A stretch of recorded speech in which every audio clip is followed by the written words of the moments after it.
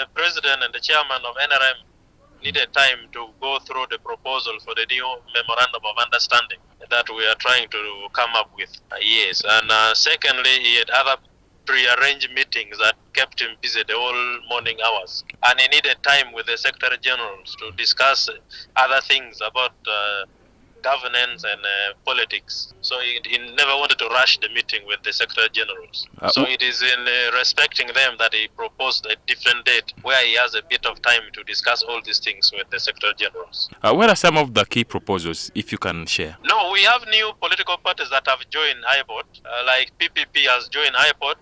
We are trying to encourage NUP to also join IPOD. And then in the last MOU, we had put some clauses on how parties can relate with one another and how parties can relate with the government. So especially on the issues of former, how political party leaders were being handled during the last general elections, there were quite a lot of issues that needed to be discussed, and he needed time to have time to discuss all these issues.